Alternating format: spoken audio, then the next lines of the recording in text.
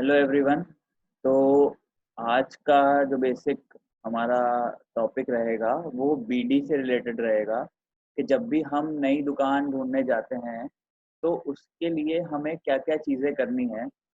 तो finally 3 step का process बनाया है हम लोगों ने।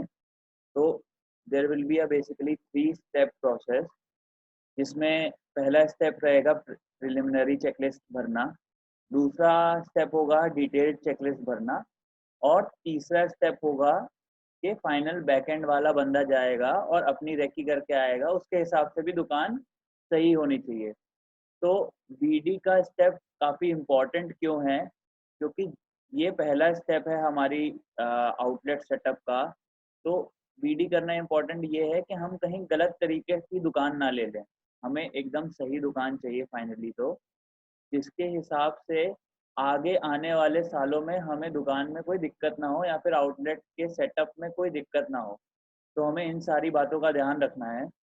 तो पहले स्टेप पे अगर आएँगे तो बेसिकली प्रिलिमिनरी चेकलिस्ट क्या कहती है कि अगर मैं ये चेकलिस्ट के हिसाब से दुकान देखूँगा तो मेरे इसके सारे पॉइंट कवर होने चाहिए और ऐसा कोई भी पॉइंट नहीं होगा जो यहाँ मैं छोड़ सकता हूँ।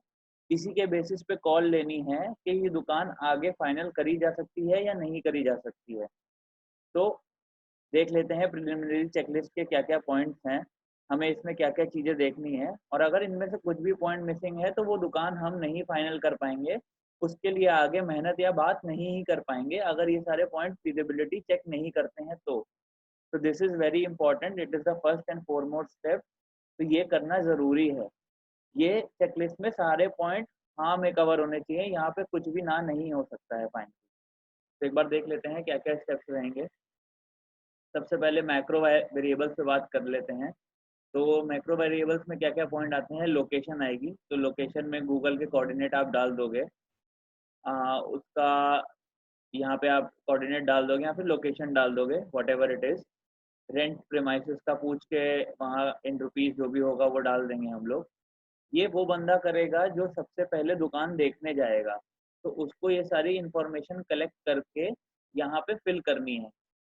तो हर एक बंदे को अपने शहर की चेकलिस्ट की एक शीट बनानी है, जहाँ पे वो आउटलेट वाइज़ ये चेकलिस्ट भरेगा और फिर उसको वेरीफ़ाई किया जाएगा। फाइनली डिस्कशन के टाइम पे ये चेकलिस्ट देखी जाएँगी और तभी हम कुछ फाइनलाइज़ेशन कर पाएँगे कि ये दुकान हमें लेनी चाहिए या नहीं लेनी चाहिए। अगर इनमें से कोई भी पॉइंट नहीं होता है, तो ये दुकान हम फाइनल नहीं कर पाएँगे और आगे नहीं बढ़ पाएँगे। फिर आता है आपका रेंट ऑफ प्रीमाइसेस। रेंट क्या है उस प्रीमाइसेस का? क्या हम उसे जीएसटी फ्री ले रहे हैं या किसी पार्ट पे जीएसटी माफ़ करवा पा रहे हैं? शॉप का एरिया क्या है स्क्वायर फीट में? लेंथ और विड्थ निकाल देंगे हम लोग। डायमेंशन ऑफ शॉप क्या है? Length width of the store, height of the ceiling, height क्या है? टोटल सीलिंग की हाइट देखनी है। मेज़नीन फ्लोर प्रेज़ेंट है कि नहीं प्रेज़ेंट है वो चेक कर लेना है हम लोग को। अगर मेज़नीन फ्लोर प्रेज़ेंट है तो उसका एरिया कितना है वो भी चेक कर लेना है। उसकी लेंथ, विड्थ, हाइट, मतलब फ्रॉम बॉटम टू मेज़नीन हाइट कितनी है, फिर मेज़नीन हाइट के ऊपर कितनी जगह है सामान वगैरह रखने के लिए, या फिर वहाँ ऑपरेशन भी जा पाए या फिर स्टोरेज जा पाए, कुछ भी चीज़ करने के लिए। प्रीमाइसेस का पूरा एड्रेस लिखेंगे हम, ताकि हमें पता चल जाए कि फीसिबिलिटी क्या है वहाँ से डिलीवरी वगैरह की। Photos and videos of the shop, पूरा फ़ोटोज़ आपको खींचनी है हर एक पॉइंट की, एक्सटीरियर, इंटीरियर, आगे पीछे क्या दिखता है, शॉप के बाहर कैसा एरिया है, शॉप के पीछे कैसा एरिया है, सो दैट हमें बाद में ये दिक्कत ना आए कि आगे पीछे नाला जा रहा है तो वहाँ ड्रेनेज का इशू, चूहों का इशू होगा बाद में। तो वो सारी चीज़ें पूरी वीडियो में कवर होगी और आप यहाँ पे उसका लिंक डाल दोगे, ड्राइव में सारी फ़ोटोज़ डाल के उसका वीडियो का लिंक डाल दोगे ताकि कोई भी यहाँ से देख पाए। लेवल ऑफ शॉप, मतलब लेवल ऑफ शॉप देखना क्यों ज़रूरी है? फाइनली इसलिए ज़रूरी है कि अगर शॉप फर्स्ट फ्लोर पे है तो क्या हमारे एसेट मूवमेंट में तो कोई दिक्कत नहीं है? एसेट भी डालने होते हैं। ग्राउंड फ्लोर की शॉप होती है तो इतना मुश्किल नहीं होता है एसेट अंदर ट्रांसफ़र करना, लेकिन हाँ, वहीं अगर फर्स्ट फ्लोर की शॉप है तो फीसिबिलिटी चेक करनी पड़ेगी। क्या शीशा खोल के डालना है? क्या कोई पार्टीशन है जो वो खोल के डालना पड़ेगा एसेट? सीढ़ी कितनी चौड़ी है कि नहीं, अगर सीढ़ी से सामान जाना है कि नहीं, है ना? स्टाफ रूम अवेलेबिलिटी, आस-पास के एरिया में स्टाफ रूम अवेलेबल है कि नहीं? नहीं अवेलेबल है तो भी दिक्कत की बात है। लड़के रहेंगे कहाँ, बहुत दूर से लड़के आ नहीं सकते हैं। फिर आता है इंफ्रास्ट्रक्चरल पॉइंट। ये तो हो गए हमारे जनरल पैरामीटर थे जो आपको देखने थे। फिर आता है इंफ्रास्ट्रक्चरल पॉइंट।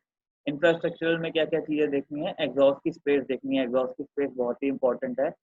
एग्जॉस्ट की स्पेस नहीं होगी तो हमें वेंटिलेशन में दिक्कत होगी और आउटलेट में काफ़ी गर्मी हो जाती है, जिसके लिए वर्किंग एनवायरनमेंट काफ़ी ख़राब होता है। हम काम करने में सक्षम नहीं हो पाते और इतनी प्रोडक्टिविटी नहीं निकलती है एक शॉप से या फिर एक आउटलेट से। तो एग्जॉस्ट की स्पेस होना ज़रूरी है। इस बात का ध्यान रहे तीनों साइड से क्लोज शॉप ना हो, कहीं तो विंडो हो या फिर ऐसी जगह हो जहाँ से हम अंदर की एयर को बाहर निकाल सकें, अंदर की गर्म एयर को बाहर निकाल सकें। उसका भी आप लिंक डाल दोगे कि हाँ, मैं यहाँ पे सोच रहा हूँ इस जगह पे एग्जॉस्ट लग पाएगा, क्योंकि पीछे की वॉल या फिर साइड की वॉल पे कुछ भी नहीं है, हम यहाँ तोड़ के एग्जॉस्ट लगा सकते हैं। Leakage seepage present in the walls, मतलब हमें देखना है कि कहीं पे लीकेज या सीपेज नहीं हो। तो क्या होता है अगर लॉन्ग रन में लीकेज होती है तो पानी रिस रिस के टाइल निकलने लगती है या फिर ऊपर का पेंट खराब होता है तो इंफ्रास्ट्रक्चरल डैमेज होता है। तो ये तो हमें चेक करते रहना है कि कहीं लीकेज या सीपेज का प्रॉब्लम ना हो। सीलिंग टाइप कैसा है, आरसीसी होना चाहिए। आरसीसी या कोई और है, अगर कोई और भी है तो ठोस होना चाहिए। अगर आरसीसी या ठोस सीलिंग नहीं होती है तो क्या दिक्कत आती है, फाइनली अगर छपरा होता है या फिर टीन शेड डली होती है किसी भी आउटलेट की, तो वहाँ से हम चूहे का भी नहीं रोक पाएंगे और चूहे हमारा बहुत सारा स्टॉक डैमेज करते हैं। तो वो सारी चीज़ें हम लोग को ध्यान में रखनी है। और ऐसी दुकान हम नहीं फाइनल कर पाएंगे जहाँ पक्का सीलिंग का काम ना हुआ हो या फिर आरसीसी की स्लैब ना डली हो। ड्रेन पॉइंट चेक कर लेने हैं कि ड्रेन पॉइंट है कि नहीं। एटलीस्ट 2 जगह ऐसी होनी चाहिए जहाँ से ड्रेन निकाली जा सके, वरना क्या होगा कि सफाई कैसे करेंगे आउटलेट में, पानी कहाँ से निकलेगा, रोड पे डाल नहीं सकते हैं, तो कहीं तो ड्रेन होना होगा। 3 फेज़ अवेलेबल है कि नहीं, हमारे बहुत सारे इक्विपमेंट है जो 3 फेज़ पे चलते हैं, तो 3 फेज़ की अवेलेबिलिटी होना ज़रूरी है। तो वो भी हमें चेक करना ज़रूरी है कि 3 फेज़ अवेलेबल है कि नहीं। फिर वाटर की बात करते हैं, काफ़ी ज़्यादा एक्सटेंसिव यूज़ होता है हमारे आउटलेट में पानी का, तो पानी होना बहुत ज़रूरी है। तो स्टोर का वाटर कनेक्शन कैसा है, एम्पल ऑफ सप्लाई आ रही है कि नहीं आ रही है, वो चेक करना ज़रूरी है। वाटर कनेक्शन कैसा है, टाइमिंग किस हिसाब से है, बीएमसी का पानी आता है या फिर रेगुलर सप्लाई है, बोरवेल लगा हुआ है, वो सारी चीज़ें भी चेक करनी रहेंगी। टाइप ऑफ वाटर कनेक्शन, ये सारी 3 चीज़ें चेक करनी रहेगी। पानी भी नहीं होगा तो भी हम दुकान फाइनल नहीं कर पाएंगे, बिना पानी के हम अपना ऑपरेशन नहीं चला सकते हैं। पार्किंग स्पेस देखनी पड़ेगी। पार्किंग हमारे पास काफ़ी सारी बाइक होती है, डिलीवरी बॉय होते हैं, 10-12 बाइक खड़ी करने की जगह होनी चाहिए प्रॉपर। और अगर ये नहीं होगी तो भी दिक्कत होगा। अगर दुकान से काफ़ी दूर बाइक खड़ी हो रही है तो डिलीवरी में 3-4 मिनट का लैग आएगा, वो भी नहीं आना चाहिए। फिर से ऑपरेशनल एफिशिएंसी पे दिक्कत आएगी। ऑपरेशनल एफिशिएंसी मतलब अपने को टाइम लगेगा बाइक तक पहुँचने में और फिर डिलीवरी बॉय को डिलीवरी करने में और टाइम लग जाएगा फाइनली। तो किचन वैन का मूवमेंट फ़ीज़िबल है कि जो सुबह स्टॉक आता है हमारे यहाँ, फिर और कोई सामान आता है, तो किचन वैन वहाँ पास तक आ पाए। नहीं तो क्या होगा, अगर दूर खड़ी रहेगी वैन, तो वहाँ से स्टॉक लाके उठा के रखने में बहुत ज़्यादा टाइम और दिक्कत होगी। That is again the problem of operational efficiency, वापस से ऑपरेशनल एफिशिएंसी कम हो जाएगी। तो जो पहला इंसान जाएगा वो ये प्रिलिमिनरी सारे पॉइंट्स चेक करेगा and then he can take a call. वो कॉल ले सकता है कि ये दुकान आगे बढ़ाई जा सकती है कि नहीं। हो सकता है आपको एक ही लोकेशन में ऐसी 2 दुकानें मिलें, फिर उसके बाद हम उस पे और चेक्स करेंगे जो कि स्टेप 2 होगा, जिसे बोलेंगे डिटेल्ड बीडी चेकलिस्ट। ये तो प्रिलिमिनरी हो गई, इसके बेसिस पे आप दुकान एक्सेप्ट या रिजेक्ट कर सकते हो। उसके बाद जब आप कोई दुकान एक्सेप्ट करोगे तो उसकी डिटेल्ड बीडी चेकलिस्ट बनेगी, जो कि सेकंड पॉइंट होगा, उसको हम चेक करेंगे। अब इसमें मोस्टली इंफ्रास्ट्रक्चरल पॉइंट होंगे, क्या-क्या चेक करना है। एग्ज़ॉस्ट आपने पहले चेक ही कर लिया था। क्रॉस वेंटिलेशन की फिजिबिलिटी चेक करना ज़रूरी है। अब हमने एग्ज़ॉस्ट तो लगा दिया अंदर, लेकिन हमें अंदर ठंडी हवा भी चाहिए होगी ना। अगर हम अंदर की गर्म हवा बाहर निकाल रहे हैं, तो हमें ये भी देखना पड़ेगा कहीं से ठंडी हवा अंदर आए। तो हमें क्रॉस वेंटिलेशन की भी फिजिबिलिटी चेक करनी है कि मैं यहाँ पे जाली लगा दूँ, यहाँ रोशनदान लगा दूँ, जहाँ से हवा अंदर खिंच पाए। क्योंकि अंदर तो ज़ीरो प्रेशर हो गया, नेगेटिव प्रेशर हो गया बेसिकली। अब नेगेटिव प्रेशर से गर्मी नहीं जाएगी जब तक वहाँ पे दूसरी एयर उसको चेंज नहीं कर देगी। ड्रेनेज की फिजिबिलिटी चेक करनी है, जो कि हमने आगे भी चेक करी थी। नानी ट्रैप की एक्सटर्नल एक और नानी ट्रैप सिंक के अलावा, जहाँ से क्लीनिंग का पानी निकल जाए। सीलिंग और सीपेज आप पहले चेक कर चुके हो। फायर डोर की अवेलेबिलिटी चेक करनी है, ये हमें फायर लाइसेंस लेने में मदद करता है। अगर फायर डोर की अवेलेबिलिटी नहीं होती तो फायर लाइसेंस लेने में दिक्कत होती है। गवर्नमेंट की गैस पाइपलाइन प्रेजेंट है कि नहीं आसपास के एरिया में या फिर सेम बिल्डिंग में। अगर ये नहीं होगा तो गैस पाइपलाइन नहीं डलेगी, फिर हमें गैस बैंक बिठाना पड़ेगा उस जगह पे। ठीक। अगर गैस पाइपलाइन बिठानी है तो उसके लिए हमें ओनर से एनओसी लेना पड़ता है। तो एनओसी का फॉर्मेट देके वो तैयार है कि नहीं फाइनली ओनर एनओसी देने के लिए, उसका भी पता करना है। कौन सी स्लैब है ये हम पहले चेक कर चुके थे प्रिलिमिनरी में, वापस से आप एक बार रीचेक करके डाल दोगे। Is there any public toilet above और near to the outlet, public toilet है कि नहीं, क्योंकि लड़कों को वॉशरूम जाना होगा या फिर टॉयलेट यूज करना होगा तो आसपास में पब्लिक टॉयलेट होना जरूरी है। और अगर नहीं है तो कोई ऐसी जगह जहाँ पे बंदे वॉशरूम का यूज कर पाए, इन द बिल्डिंग और near to the building. Age of building कितनी है, बहुत पुरानी बिल्डिंग होगी तो क्या दिक्कत होगी, उसमें सीपेज लीकेज और बहुत सारी प्रॉब्लम्स होगी। तो एक लेवल पे आपको आउटलेट या फिर जो भी बिल्डिंग में हमारा आउटलेट खुलने वाला है उसकी बिल्डिंग की एज जानना जरूरी है। कंडीशन कैसी है वॉल्स की, पक्की वॉल्स बनी है या फिर कच्ची वॉल्स हैं, क्रैक्स वगैरह तो नहीं है, बहुत ज़्यादा काम तो नहीं है। टाइप ऑफ फ्लोर कैसा है, फ्लोर कौन से तरीके का है, टाइल है, कोटा की फ्लोरिंग है या फिर कोई और तरीके का फ्लोर है, हो सकता है मार्बल भी लगा हो, बहुत सारी जगह मार्बल भी होता है। तो वो हमें फोटो और वीडियो स्पेसिफाई कर देनी है। जहाँ जहाँ पे ये कमेंट लिखे हैं उस हिसाब से हमें कमेंट के हिसाब से ये पूरी चेकलिस्ट बनानी है। Mention detail with picture, Kota है, टाइल है या फिर हमारा मार्बल है, जो भी है उसकी फोटो या वीडियो, उसका लिंक डाल देंगे हम लोग वहाँ पे। पावर सप्लाई प्रॉपर आती है कि नहीं, है ना, पावर सप्लाई प्रॉपर है कि नहीं, वहाँ उस एरिया में कितनी लाइट जाती है, आसपास के लोगों से पता कर लेना है। जाती है भी कि नहीं जाती है, नहीं जाती तो बहुत अच्छी बात है, और जाती है तो कितनी देर के लिए जाती है। ऐसे कई जगह होता है कि थर्सडे को पावर कट होता है 2-3 घंटे के लिए, 4 घंटे के लिए। वैसा सब पता करके यहाँ पे बता देना है। और अगर पावर कट होता है इन केस येस, तो हमें डीजी रखने की लोकेशन पता करनी है कि डीजी हम कहाँ पे रखेंगे। हम जो काम करवाते हैं tile work, painting, plumbing, flooring और इंटरनल जो भी डेवलपमेंट करते हैं उसके लिए हमारा ओनर राजी है कि नहीं, ओनर से बात करके ये कंफर्म करना है। We are authorize to clean unwanted material from the store, जैसे उन्होंने पहले कुछ कंस्ट्रक्शन कर रखा हो दुकान के अंदर, मोस्टली दुकानें खाली होती है लेकिन कई जगह कंस्ट्रक्शन होता है। तो जैसे हमारे कंस्ट्रक्शन में लकड़ी वकड़ी का काम, पीओपी का काम, फॉल सीलिंग, ये सब नहीं चलता है। तो हमें उनसे परमिशन लेनी पड़ेगी कि हम तो ये सारी चीज़ें हटाएंगे और हमें अपने इंटरनल चेंजेस अपने हिसाब से दुकान बनानी है। तो उसकी भी परमिशन है कि नहीं हमारे पास। अगर फ्रंट एंड की दुकान है तो साइनेज और ब्रांडिंग की भी बात करनी है कि हम इतना इतना साइनेज लगाएंगे, यहाँ पे ब्रांडिंग करेंगे, इस हिसाब से करेंगे। तो उसकी भी परमिशन लेनी है, कौन सी तरीके की ब्रांडिंग होगी वो भी डिस्कशन कर लेना है। ट्रांसफार्मर प्रेजेंट है कि नहीं, अगर बड़ी बिल्डिंग है तो बिल्डिंग का खुद का बड़ा ट्रांसफार्मर है कि नहीं। अगर लोड ज़्यादा है, अगर लोड कम है, सिंगल फेज की वायरिंग वगैरह है और कम दुकानें हैं, तो ट्रांसफार्मर की ज़रूरत नहीं पड़ती है मेनली। लेकिन अगर बहुत बड़ी बिल्डिंग है तो उसका ट्रांसफार्मर होना ज़रूरी है, नहीं तो पावर के इश्यूज आते हैं, वोल्टेज फ्लक्चुएशन होता है, फ्रीक्वेंसी में दिक्कत आती है, तो ये सारी चीज़ें होती हैं। ये हो गए अपने इंफ्रास्ट्रक्चरल पॉइंट जो हम डिटेल में देखेंगे जब हम दुकान की कॉल ले पाएंगे कि हम ये दुकान फाइनल ले कर पाएंगे या नहीं कर पाएंगे। फिर आता है हमें डॉक्यूमेंटेशन क्या क्या चाहिए होगा ओनर से, after we are able to finalize a shop कि हाँ हम ये दुकान ले सकते हैं, यहाँ पे सारा इंफ्रास्ट्रक्चर इशू नहीं है, प्रिलिमिनरी चेकलिस्ट के हिसाब से सब कुछ सही है। फिर आता है ओनर तो कोई आउटस्टैंडिंग मेंटेनेंस बिल तो नहीं पे है, अगर नहीं पे है तो उससे पे करवा के नो ड्यू सर्टिफिकेट लेना होगा हमको, है ना, और यस या नो लिखना होगा, और उसकी पीडीएफ की डॉक्यूमेंट यहाँ पे हम अपलोड कर देंगे या फिर जो भी उसका लिंक होगा वो यहाँ पे डाल देंगे।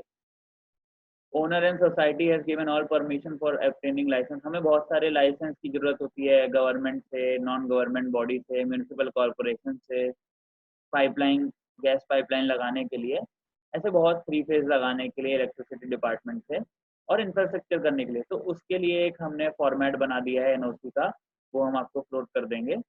उस फॉर्मेट को आप ओनर को दोगे और उससे एक लेवल पे साइन, उसके स्टैंप, उसके दुकान के या फिर उसके सोसाइटी के लेटर हेड पे लेके साइन करवा के स्टैम्प करवा के वापस से लेना है और उसका भी पीडीएफ डॉक डाल देना है।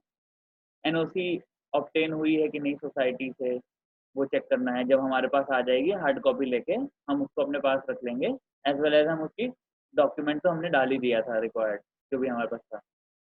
फिर हमें चाहिए होता है बिल्डिंग प्लान। बिल्डिंग प्लान जो होता है, एक बिल्डिंग में जो भी शॉप होती है या फिर जो भी एरिया होता है, उसका एक मैप होता है, जो कि एक गवर्नमेंट बॉडी, जो कि लोकल गवर्नमेंट बॉडी होती है, वो अप्रूव करती है। उस पर स्टैंप और सिग्नेचर होते हैं उसके। अगर वैसा नहीं है तो वो नहीं चलेगा। हमें गवर्नमेंट से अप्रूव्ड प्लान चाहिए, क्योंकि ये हमें आगे लाइसेंसेस लेने में मदद करता है। अगर ये अप्रूव नहीं होगा तो लाइसेंसेस लेने में दिक्कत होगी। लास्ट इलेक्ट्रिसिटी बिल की फ़ोटो चाहिए होगी, जो भी था उसकी भी क्लियर पीडीएफ बना के हम डाल देंगे। इलेक्ट्रिसिटी बिल वेरीफाइड है, कोई पुराना बिल का कोई ड्यू तो नहीं है। अगर पुराने बिल का ड्यू है तो वो हमें ओनर से क्लियर करवाना रहेगा। 3 फेज़ की अवेलेबिलिटी है, अगर तो ठीक है, नहीं है तो हमें ओनर से बोल के उसकी 3 फेज़ की अवेलेबिलिटी करवानी होगी। अपने हिसाब से उसको बोलना होगा हमें इतने 3 फेज़ का मीटर लगता है, हम सिंगल फेज़ में काम नहीं कर पाते, तो आप 3 फेज़ अवेलेबल करा पाओगे कि नहीं करा पाओगे। टैक्स रिसिप्ट चाहिए होगी, जो भी उसने आज तक टैक्स भरा है। प्रॉपर्टी टैक्स का पेड बिल चाहिए होगा, उस प्रॉपर्टी का टैक्स आज तक का पेड है कि नहीं, उसकी हार्ड कॉपी चाहिए होगी। ओसी प्लान चाहिए होगा, ऑक्यूपेशनल सर्टिफिकेट बोलते हैं, उसका सर्टिफिकेट की भी हार्ड कॉपी चाहिए होगी, क्योंकि ये भी हमें लाइसेंसेस लेने में मदद करता है। ओनर की फ़ोटो चाहिए होगी एग्रीमेंट के लिए। गवर्नमेंट अप्रूव्ड सैंक्शन प्लान चाहिए होगा। आईडी प्रूफ ऑफ ओनर चाहिए होगा, पैन कार्ड ऑफ ओनर चाहिए होगा।